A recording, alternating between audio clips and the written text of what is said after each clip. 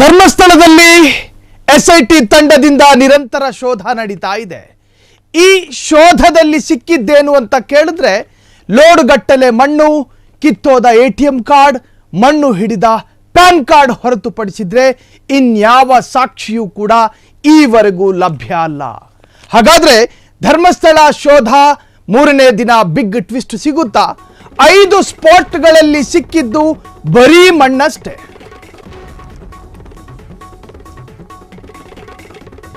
5 ಸ್ಪಾಟ್ಗಳಲ್ಲಿ ಸಿಕ್ಕಿದ್ದು ಬರೀ ಮಣ್ಣು. 1, 2, 3, 4, 5ರಲ್ಲಿ ಸಿಕ್ಕಿದ್ದು 0 ಅಸ್ಥಿ ಪಂಜರ.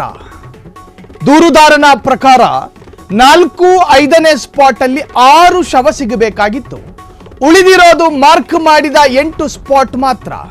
13 ಸ್ಪಾಟ್ಗಳ ಪೈಕಿ ಹೇಳ್ತಾ ಇರೋದು. ಈವರೆಗೂ 14 ಮತ್ತು 15ನೇ ಸ್ಪಾಟ್ ಮಾರ್ಕ್ ಮಾಡಿಲ್ಲ. ಆ 2 ಸ್ಪಾಟ್ಗಳಲ್ಲಿ ಇವೆಯಂತೆ 106 ಶವಗಳು. ಇನ್ನು ಕೆಲವೇ ಕ್ಷಣಗಳಲ್ಲಿ ಮೂರನೇ ದಿನದ ಶೋಧ ಕಾರ್ಯಕ್ಕೆ ಮುಂದಾಗ್ತಾರೆ ಎಸ್ಐಟಿ ತಂಡ. ಧರ್ಮಸ್ಥಳ ಶೋಧ ಇವತ್ತಿಗೆ ಮೂರನೇ ದಿನ. ಜೆಸಿಬಿ ಘರ್ಜನೆ ಆ ಸ್ಥಳದಲ್ಲಾಗ್ತಾ ಇದೆ. 13 ಸ್ಥಳಗಳನ್ನು ಮಾರ್ಕ್ ಮಾಡಲಾಗಿತ್ತಲ್ಲ, ಅದರಲ್ಲಿ ಈಗಾಗಲೇ 5 ಮಾರ್ಕ್ ಮಾಡಲಾದ ಸ್ಥಳಗಳನ್ನು ಅಗೆಯಲಾಗಿದೆ. ಆದರೆ ಈ 5 ಸ್ಥಳಗಳ ಪೈಕಿ ಯಾವುದಾದ್ರೂ ಒಂದು ಸ್ಥಳದಲ್ಲಾದ್ರೂ ಕೂಡ ಶವ ಪತ್ತೆಯಾಗಿದೆಯಾ ಅಂತ ಕೇಳಿದ್ರೆ ಅದಕ್ಕೆ ಸಂಬಂಧಪಟ್ಟ ಹತ್ತಿರದ ಸಾಕ್ಷ್ಯಗಳು ಕೂಡ ಲಭ್ಯವಾಗಿಲ್ಲ. ಒಂದು ರವಿಕೆ, ಒಂದು ಎಟಿಎಂ ಕಾರ್ಡ್, ಒಂದು ಪ್ಯಾನ್ ಕಾರ್ಡ್, ಅದನ್ನು ಹೊರತುಪಡಿಸಿ ಇನ್ಯಾವ ಅಂಶಗಳು ಕೂಡ ಲಭ್ಯ ಅಲ್ಲ.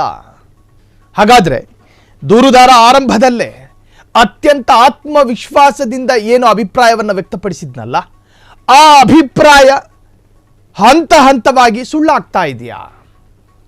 ಈವರೆಗೂ 14 ಮತ್ತು 15ನೇ ಸ್ಪಾಟ್ ಮಾರ್ಕ್ ಮಾಡಿಲ್ಲ.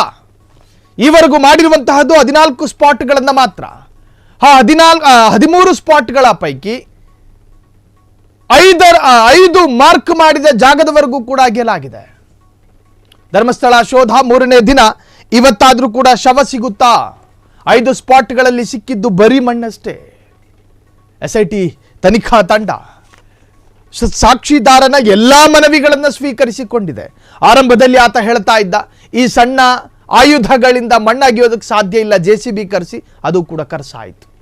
ಅದಾದ ನಂತರ ಬೇರೆ ಬೇರೆ ಮಾರ್ಕ್ ಮಾಡಿರೋ ಜಾಗದಲ್ಲಿ ಫಸ್ಟ್ ಅಗಿಯೋಣ ಅಂತ ಹೇಳಿದ್ರು, ಇಲ್ಲ, ಹಂತ ಹಂತವಾಗಿ ಅಗಿತಾ ಹೋದ್ರು, ಅಲ್ಲಿಯೂ ಕೂಡ ಲಭ್ಯ ಅಲ್ಲ. ಈವರೆಗೂ ಯಾವ ಹೆಣಗಳು ಕೂಡ ಪತ್ತೆಯಾಗಿಲ್ಲ. 5 ಸ್ಪಾಟ್ಗಳಲ್ಲಿ ಸಿಕ್ಕಿದ್ದು ಬರೀ ಮಣ್ಣಷ್ಟೇ. 1, 2, 3, 4, 5ರಲ್ಲಿ ಸಿಕ್ಕಿದ್ದು 0 ಅಸ್ಥಿ ಪಂಜರ. ದೂರುದಾರನ ಪ್ರಕಾರ 4, 5ನೇ ಸ್ಪಾಟ್ ಅಲ್ಲಿ 6 ಶವ ಸಿಗಬೇಕಾಗಿತ್ತು. ಉಳಿದಿರೋದು ಮಾರ್ಕ್ ಮಾಡಿದ 8 ಸ್ಪಾಟ್ ಮಾತ್ರ. ಹೌದು, ಮನುಷ್ಯ ಸ್ವಾಭಾವಿಕ. ಆ ಕಾಲಘಟ್ಟದಲ್ಲಿ ಹುಲ್ಲು ಬೆಳೆಯದೇ ಇರತಕ್ಕಂತಹ ಪ್ರದೇಶ ಈ ಘಟ್ಟದಲ್ಲಿ ಹುಲ್ಲು ಬೆಳೆದಿರಬಹುದು.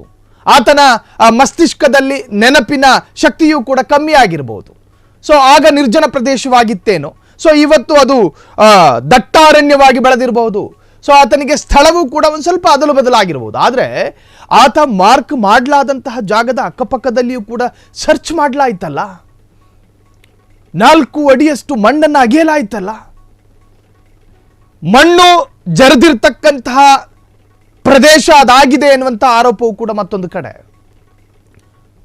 ಅದೇನೇ ಇರಲಿ, ವೈಜ್ಞಾನಿಕವಾದಂತಹ ಸಿಸ್ಟಮ್ಗಳನ್ನು ಪ್ರಯೋಗ ಮಾಡಾದರೂ ಕೂಡ ಅಗಿಯುವಂತಹ ಕಾರ್ಯಗಳು ಇನ್ನೇನು ಎಸ್ಐಟಿ ತನಿಖಾ ತಂಡದ ಮತ್ತೊಂದು ಸುತ್ತಿನ ಚರ್ಚೆಯ ನಂತರವಾದರೂ ಆ ತೀರ್ಮಾನ ಆಗುತ್ತಾ ಎನ್ನುವಂತಹದ್ದು ಮತ್ತೊಂದು ಕಡೆ. ಇನ್ನೊಂದು ಕಡೆ ವಕೀಲರು ಈ ಒಂದು ಎಸ್ಐಟಿ ತಂಡದ ತನಿಖೆಯನ್ನ ಪ್ರಶಂಸೆ ಮಾಡುವಂತಹ ಒಂದು ಪತ್ರ ವೈರಲ್ ಆಗುತ್ತೆ. ಈ ಪತ್ರ ವೈರಲ್ ಮಾಡುವ ಮುಖೇನ ಎಸ್ಐಟಿ ತಂಡಕ್ಕೆ ಈಗಾಗಲೇ ಸಾಕ್ಷ್ಯ ಸಿಕ್ಕಿದೆ ಅನ್ನೋದನ್ನು ವ್ಯಕ್ತಪಡಿಸ್ತಿದ್ದಾರೋ ಗೊತ್ತಿಲ್ಲ. ಎಸ್ಐಟಿ ಅವರು ಈವರೆಗೂ ಕೂಡ ಅಧಿಕೃತವಾದಂಥ ಹೇಳಿಕೆಯಲ್ಲೂ ಕೂಡ ಕೊಟ್ಟಿಲ್ಲ. ಈ ತರಹದೊಂದು ಶೋಧ ನಡೀತಾ ಇದೆ, ಈ ಶೋಧಗಳ ಪೈಕಿ ಹೆಣಗಳು ಸಿಕ್ಕಿಲ್ಲ, ಈ ತರಹದೆಲ್ಲೂ ಕೂಡ ಹೇಳಿಕೆ ನೀವು ಕಾಣ್ಲಾರ್ರಿ. ಅದರ ಅರ್ಥ ಅಲ್ಲಿ ಸಾಕ್ಷಿ ಸಿಕ್ಕಿದೆ ಅಂತಾನ? ಅದು ಕೂಡ ಅನ್ಕೊಳಕ್ಕಾಗಲ್ಲ. ಪಾರದರ್ಶಕವಾಗಿ ತನಿಖೆ ನಡೀತಾ ಇದೆ. ಇಲ್ಲಿ ಕೂತ್ಕೊಂಡು ನಾವು ಹೇಳ್ಬೋದು ಧರ್ಮಸ್ಥಳದ ಆ ಗ್ರೌಂಡ್ನಲ್ಲಿ ಏನು ನಡೀತಾ ಇದೆ ಅಂತ. ಅಷ್ಟು ಪಾರದರ್ಶಕವಾಗಿದೆ. ಮಾಧ್ಯಮದವರ ವೀಕ್ಷಣೆಯಲ್ಲಿ ಆ ಒಂದು ತನಿಖೆಯು ಕೂಡ ನಡೀತಾ ಇರುವಂತಹದ್ದು. ಸೊ ಈ ಮಧ್ಯೆ ವಕೀಲರ ಒಂದು ಪ್ರೆಸ್ ನೋಟ್ ಬಿಡುಗಡೆಯಾಗುತ್ತೆ ತನಿಖಾ ತಂಡವನ್ನ ಪ್ರಶಂಸೆ ಮಾಡುವಂತಹ ನಿಟ್ಟಿನಲ್ಲಿ. ಅದರ ಅರ್ಥ SIT ತಂಡಕ್ಕೇನೋ ಸಾಕ್ಷಿ ಸಿಕ್ಕಿದೆ ಎನ್ನುವಂತಹ ಚರ್ಚೆಗಳು ಕೂಡ ಸೋಷಿಯಲ್ ಮೀಡಿಯಾದಲ್ಲಿ ನಡೀತಾ ಇದೆ. ಅದನ್ನ ದೃಢಪಡಿಸೋದಕ್ಕಂತೂ ಸಾಧ್ಯ ಇಲ್ಲ.